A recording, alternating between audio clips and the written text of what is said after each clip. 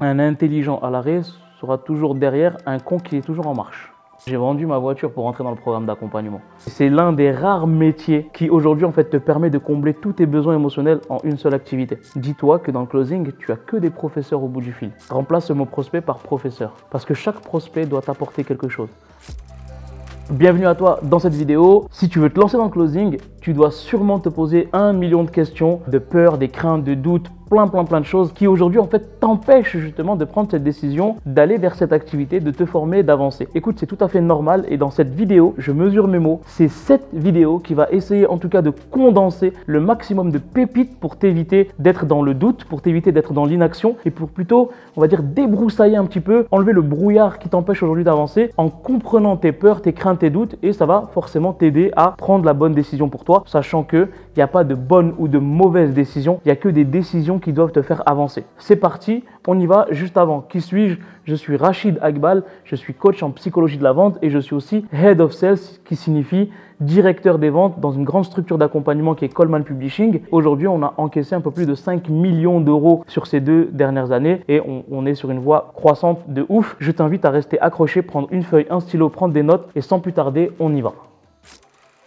Selon toi, qu'est-ce qui peut faire peur avant de se lancer dans le closing? Très bonne question. Alors, il faut savoir que la peur déjà elle est normale. Si tu n'as pas peur, c'est que c'est pas normal. Autrement dit, si tu n'as pas peur, c'est ton formateur ou le gars qui va t'accompagner dans ton évolution closing qui doit avoir peur. Autrement dit, quand tu veux te lancer dans le closing et que tu as peur, c'est que c'est un bon signe. C'est un bon signe, pourquoi? Parce que généralement, la peur, c'est en quelque sorte le GPS de ta zone de génie. Et donc, si tu écoutes cette peur et que tu sais que elle est là pour te guider vers ta zone de génie, donc de bien réfléchir, de prendre les bonnes décisions, parfois de prendre son temps aussi, etc. Tu vas dans le bon sens. Mais si par contre, tu n'as pas peur de te lancer dans quelque chose, c'est que soit tu sous-estimes ce que c'est, soit tu ne sais pas du tout ce que c'est, soit tu es inconscient et tu penses que tu crois au coup de baguette magique. Par contre, quand tu as peur, c'est que tu as activé le GPS de ta zone de génie. Est-ce que tu vas pouvoir aller jusqu'à destination? Est-ce que tu vas suivre la trajectoire et l'itinéraire que ton GPS va te donner? Est-ce que tu vas t'écouter et l'écouter? Ou est-ce que tu vas le mettre de côté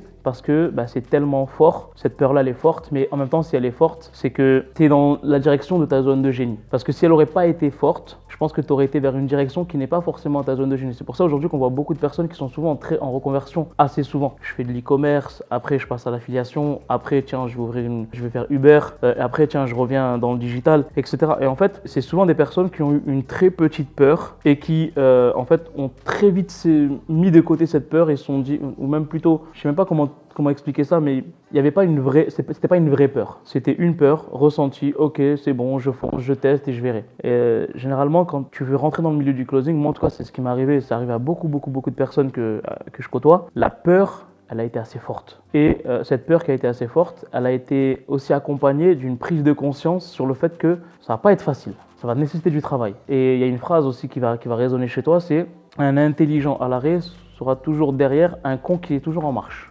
Autrement dit, le travail surpasse le talent. Tu peux penser que tu es talentueux parce que tu as eu dans ta carrière des métiers avec des situations relationnelles qui sont fortes, qui sont bien commerciales, des métiers avec le relationnel. Et tu te dis, le closing, en fait, c'est fait pour moi. Je vais cartonner dans ce milieu. Et en fait, dès que tu arrives, tu vois qu'au bout de 3-6 mois, il n'y a rien de tout ça qui se passe. Tu commences à te poser des questions parce que tu t'es basé sur ton acquis qui est ton talent. Et il y a d'autres personnes qui ont zéro talent, ont eu des métiers où ils étaient tout seuls sur un chariot. Cariste, préparateur de commandes, maçon, très peu de relationnel et qui cartonnent dans ce milieu. Pourquoi? Parce qu'ils ont bossé. Le travail surpasse le talent. Donc, 1, ta peur, c'est ton GPS. 2, tu dois être conscient que cette peur, c'est ton GPS dans ta zone de génie. Soit tu écoutes cette peur et tu lui dis, ok, j'accueille cette peur. Je sais que ça va pas être facile. Le travail surpasse le talent et je suis l'itinéraire jusqu'au bout. Soit tu mets de côté cette peur, tu prends soit une décision rapidement sur laquelle tu vas le regretter, soit tu changes et tu passes du closing à e-commerce ou autre chose, tu vois.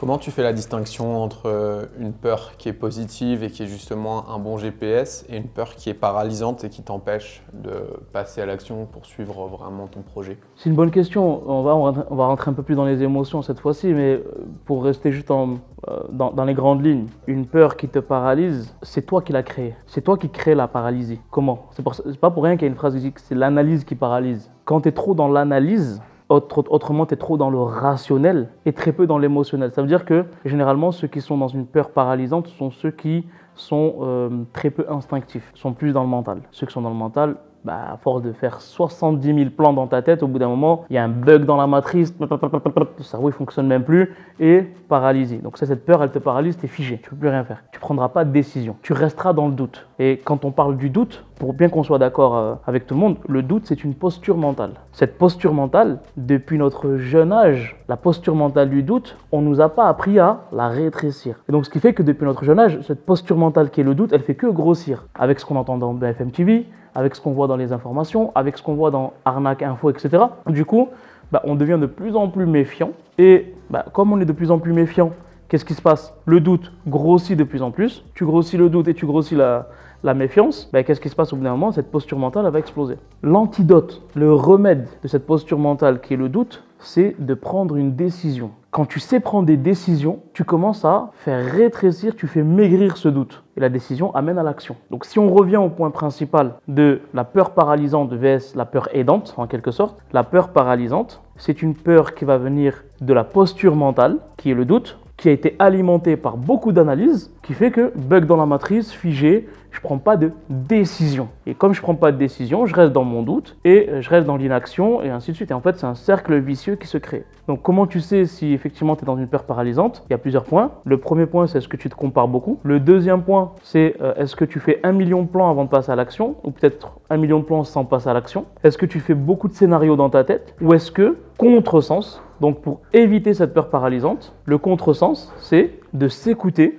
parce que tu te connais. Donc là, on va entrer dans la peur paralysante. Ok, j'ai une peur, je l'ai, mais je me connais. Exemple, je veux faire un saut en parachute. J'ai peur, mais je me connais. Est-ce que je vais y arriver? Attends, si là, aujourd'hui, juste parenthèse, je peux pas parce que apparemment pour faire un saut en parachute, il faut être en dessous de 94 kilos. C'est coach Mehmet qui m'avait dit ça. Donc aujourd'hui, moi, je peux pas. Mais je prends l'exemple du saut en parachute. Si tu veux faire un saut en parachute, mais que tu as les conditions pour le faire et que tu es conscient qu'il y a des personnes autour de toi ou pas autour de toi mais que tu connais et que eux ils l'ont fait et que ça leur a pas posé problème, ils sont toujours en vie, qu'est-ce que tu vas te dire à ce moment-là? Peur aidante, s'ils l'ont fait, je peux le faire, d'accord? Mais tu n'as rien à analyser là-dedans. Ils l'ont fait. Qu'est-ce que tu vas analyser là-dedans? Tu vas pas aller chercher ceux qui l'ont pas fait ou tu vas pas aller chercher ceux qui l'ont fait et qui sont morts. Il y a un très faible pourcentage, voire pas du tout, tu vois, parce que sinon on le ferait pas, ce soit en parachute, ce serait interdit. Donc là, tu es dans une peur aidante, mais tu te connais. J'ai peur, oui, mais s'ils l'ont fait, je peux le faire. Et je ne suis pas dans l'analyse qui me paralyse, qui alimente ma posture mentale, qui est le doute et qui va me laisser dans l'inaction. Donc, savoir s'écouter. En même temps, savoir s'écouter nécessite savoir se connaître. Est-ce que tu te connais? Est-ce que tu as pu analyser la zone de lumière qui est en toi dans ton obscurité? Exemple, tu as traversé une période obscure où c'était très compliqué. Est-ce que tu as pu, dans cette période obscure de ta vie, en tirer des vraies lumières, des apprentissages, des prises de conscience? C'est toujours dans l'obscurité qu'on voit sa vraie lumière. Donc, tu vois, cette peur qui est aidante, elle vient en s'écoutant, en se connaissant parce que tu connais ta vraie lumière dans les périodes qui sont compliquées. Dans ce cas-là, ici, normalement, tu dois découvrir en toi le fait de ne jamais lâcher l'affaire. Tu ne lâches pas l'affaire. Tu veux atteindre quelque chose, tu vas l'atteindre. Si tu as déjà entendu certaines de mes vidéos, je dis souvent il n'y a pas de plan B. Le plan A, c'est la réussite. Et à la rigueur, si on doit se donner un plan B, c'est de s'en tenir au plan A. Donc, c'est non négociable. Si je commence un truc, je le finis. Donc, la peur de se lancer dans le closing, c'est la peur d'échouer, la peur de ne pas y arriver, la peur de se faire arnaquer, la peur que ce soit pas fait pour toi, mais en même temps, si c'est pas fait pour toi, c'est soit tu t'es fait arnaquer, soit t'as pas réussi, soit il y a eu un échec. Tu vois, mais c'est les vraies peurs qu'on traverse, que traverse une personne qui veut prendre la décision de se lancer dans le closing. À toi de faire la distinction entre est-ce que c'est une peur aidante, est-ce que c'est une peur paralysante. Si c'est une peur paralysante, sors du mental et rentre dans une projection. Qu'est-ce que le métier de closing peut t'apporter? Qu'est-ce que 3, 5, 7, 10, 15 000 euros par mois peut t'apporter? Parce que si d'autres l'ont fait, toi aussi tu peux le faire. Quelle est la vie que tu veux avoir? Est-ce que tu es prêt à te retrousser les manches et de ancrer en toi que le travail surpasse le talent et de ne pas te baser sur tes acquis, sur ton talent? Et si tu es prêt à tout ça, la peur paralysante, tu lui mets un coup de balai, elle s'en va. Et tu vas rester uniquement avec les peurs aidantes. Et la peur aidante, c'est elle qui est ton GPS dans ta zone de génie. À toi de suivre le plan après. Et le plan, on verra plusieurs vidéos sur comment choisir sa formation, attention aux différentes arnaques, comment tu dois te comporter aussi quand tu suis une formation de closing. Tout ça, on va le voir. Mais déjà, fais la distinction entre ces deux peurs et l'analyse paralyse. Finalement, tu as la peur aidante qui a une intention positive et la peur paralysante qui est une forme d'opportunité. Parce que le rôle du closer, c'est d'aider les gens à lever leurs doutes et à passer à l'action. Donc si le closer lui-même se retrouve dans ce schéma, en quoi ça peut être selon toi une bonne opportunité, tu vois, de devenir encore meilleur pour closer derrière, de se retrouver face à des peurs paralysantes? Quand tu rentres dans le milieu du closing, on ne te demande pas d'être prêt. On te demande d'être honnête envers toi-même. On te demande d'être sincère dans l'engagement que tu vas prendre envers toi-même. On te demande de te retrousser les manches. On te demande de vouloir apprendre. Ok, d'accord, il y a une distinction à faire entre l'humain qui prend sa décision et dans le moment où il va prendre cette décision, la posture dans laquelle il est, dans ses peurs, dans ses craintes, dans ses doutes. Et lui aussi, justement, il a besoin qu'un closer vienne faire le travail que lui, il va faire avec les gens. Et donc, il faut bien faire la distinction. C'est pas parce que tu n'es pas prêt au moment de l'appel que tu seras un mauvais closer. Très important à souligner ça. Ma première décision que j'ai prise, j'ai mis 3 semaines, je pense, à appeler le closer et lui dire c'est bon, je vais démarrer. Ça n'empêche pas, aujourd'hui, 5 ans après, d'avoir fait des millions d'euros encaissés en closing. La posture dans laquelle tu es au début ne veut rien dire. C'est normal que tu sois dans ce doute de prendre une décision, que tu sois dans cette peur de prendre cette décision, dans cette crainte, c'est ok.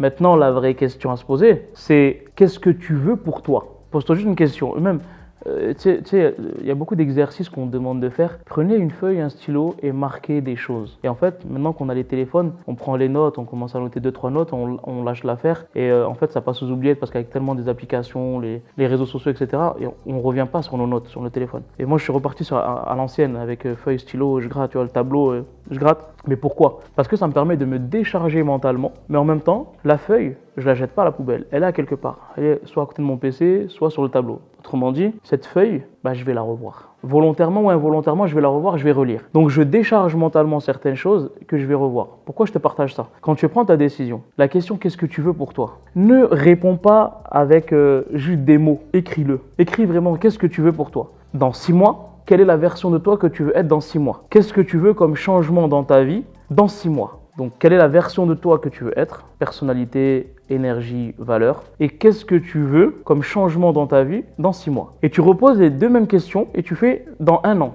dans 3 ans et dans 5 ans. Et en fait, tu vas plutôt même faire un tableau où tu vas répondre à ces questions-là dans 6 mois, 1 an, 3 ans, 5 ans. Et tu verras en fait que ce que tu veux et qui tu veux être, ça ne sont pas que des mots qui vont passer aux oubliettes parce que tu vas le voir sur une feuille que tu vas pouvoir relire et relire et relire et ça va même être en quelque sorte un stimulant pour toi pour te dire ouais, en fait c'est fort ce que je dis, c'est pas que des mots, c'est puissant, voici ce que je veux être, voici qui je veux être et voici ce que je veux devenir. Et ça va t'aider peut-être à ce moment-là à prendre ta décision de te bouger, de suivre ta peur aidante, de mettre de côté la peur paralysante, d'avancer sur le chemin de la prise de décision et d'avancer vers l'action. Et c'est l'action qui annule le doute. Et comme on annule le doute, on réduit la posture mentale qui est le doute.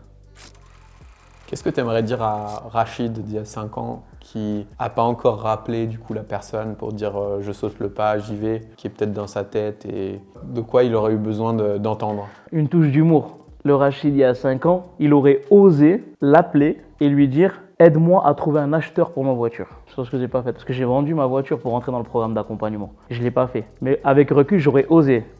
Tu veux que je rentre rapidement? Aide-moi à vendre ma Tiguan. Tu vois. Aide-moi, vas-y, mets une annonce toi aussi de ce côté. Et ça aurait peut-être pas pris 3 semaines, mais ça aurait peut-être pris quelques jours. Mais sinon, si on rentre un peu plus dans les détails, le conseil que moi j'aimerais apporter à toutes les personnes qui doutent et qui ont peur en fait de se lancer dans l'univers du closing. L'univers du closing, c'est un univers qui est magnifique. Pourquoi? Parce que tu as généralement 4 besoins émotionnels les plus forts chez l'être humain. Sécurité, confort, reconnaissance, donc le besoin émotionnel de reconnaissance, le besoin émotionnel d'appartenance et le besoin émotionnel de diversité. Et donc dans ces 4 besoins émotionnels, en fait tu les combles les 4. Et c'est l'un des rares métiers, rares activités qui aujourd'hui en fait te permet de combler tous tes besoins émotionnels en une seule activité. Sécurité et confort en gagnant bien sa vie. Possible, c'est possible de le faire. La reconnaissance, quand tu aides des gens à prendre une décision, à changer leur vie, tu es l'élément déclencheur de leur transformation. Et dans 3, 6, 9 mois, tu reçois des messages de personnes qui te disent merci beaucoup, sans toi j'en serais pas là, sans toi j'aurais jamais bougé, etc. Donc tu nourris ton besoin émotionnel de reconnaissance. D'appartenance, donc le besoin émotionnel d'appartenance, c'est le besoin émotionnel qui est comblé le fait que tu sois dans une équipe, tu appartiens à une team, tu fais partie d'une vision, d'une mission avec le partenaire avec qui tu vas être et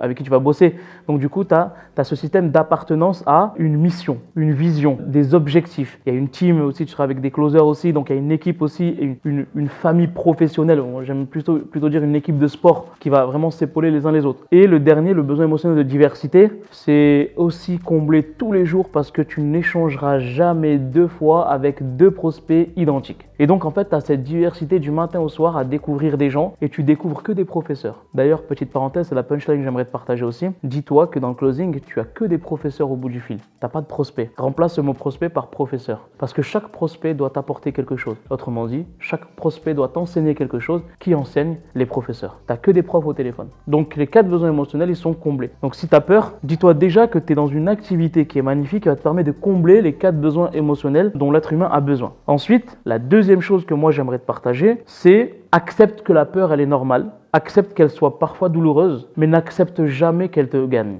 Ne sois jamais vaincu par ta peur. Accepte que c'est normal, c'est ok. Accepte qu'elle soit forte, c'est ok. Mais si tu la laisses te gagner, c'est que tu la laisses décider à ta place de ton destin. La peur, c'est une émotion. L'émotion, il faut savoir l'écouter, ok?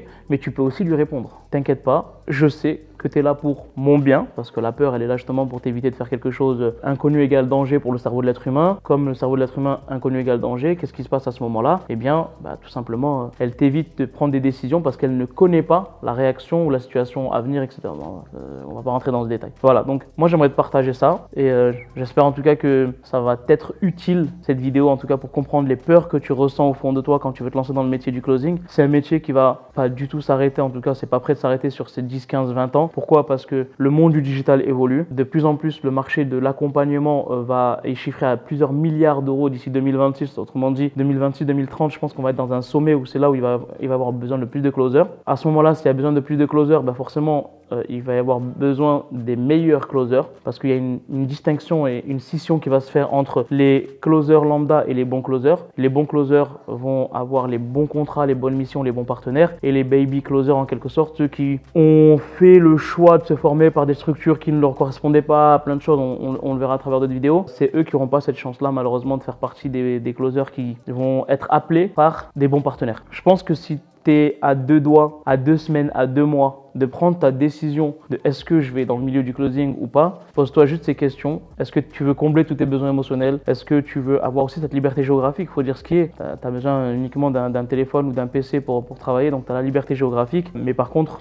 retiens bien une chose, c'est que c'est pas un coup de baguette magique. Forcément, le travail surpasse le talent. Et si tu es prêt, tu vas y arriver. Si tu penses que ça va être un coup de baguette magique et que, et que ça va être trop facile, erreur, bug dans la matrice, erreur 404. Et toi, est-ce que tu as encore peur aujourd'hui, Rachid? Ou est-ce que la peur du début, elle est partie? Non, moi aujourd'hui, la peur dans le métier du closing, je ne l'ai pas. J'ai d'autres peurs qui sont liées à d'autres activités annexes. Comme l'atteinte des résultats en tant que Head of Sales, tu as des peurs justement qui s'installent. Mais pareil, là aussi, c'est des peurs aidantes. Moi, je suis stimulé par la peur. J'ai besoin de la peur pour avancer, tu vois. Chacun est comme il est. Quand tu as des objectifs à atteindre, tu as d'autres peurs. Les peurs familiales aussi. Quand tu as des enfants, tu as de la peur pour eux, pour leur avenir, etc. Donc, tu as d'autres peurs dans d'autres sphères de ta vie. J'ai toujours eu ce fonctionnement d'écouter la peur. Je la repousse pas, je la refuse pas. Je l'écoute d'abord. Il y a des phases. C'est comme dans le closing, tu as une phase de setting, ensuite tu as une phase de découverte. En fait, les émotions, c'est la même chose. Tu as une phase où tu dois écouter ton émotion, une phase où tu dois observer, soit tu la repousses, soit tu l'acceptes, une phase où tu travailles sur cette peur. C'est différentes phases et j'ai toujours appris à écouter. Même quand j'étais jeune, quand au quartier, ils faisaient des bêtises et que tu étais obligé de courir même si tu faisais rien, quand tu cours et que tu rentres chez toi, tu as le cœur qui bat, tu as de la peur d'entendre toc toc toc gendarmerie nationale. En fait, dans cette peur-là, moi je l'écoutais. Je me dis, mais pourquoi j'ai peur? J'ai rien fait. Donc si ça vient, je dirais que j'étais pas là-bas, ou c'est pas moi, ou j'ai vu tout le monde courir, j'ai couru. J'avais cette peur, mais j'ai appris justement à l'écouter, essayer de la comprendre, lui répondre parfois en observant, et après ça découle, on avance. L'action qui annule le doute, encore une fois. Je doutais de moi, est-ce que je faisais quelque chose? La peur est venue, j'annule le doute, j'annule la peur. J'espère en tout cas que ça t'a plu et que, comme à nos habitudes, en dessous de cette vidéo, tu vas trouver un lien avec une vidéo un peu plus longue ou un peu plus courte. Je sais même pas combien va durer cette vidéo. Je t'invite à cliquer là-dessus si tu veux qu'on échange, si tu veux avancer dans le milieu du closing et que tu veux savoir comment on peut t'aider, en tout cas à rendre ça possible. Tu as aussi un lien pour prendre un rendez-vous. Ça sera forcément avec moi. On prendra 15-30 minutes ensemble pour échanger. Ça sera avec grand plaisir si je peux t'aider. Bienvenue à toi. Et si je peux pas t'aider, je t'apporterai un maximum de conseils. Tu sais comment on fonctionne chez nous. Salut à toi.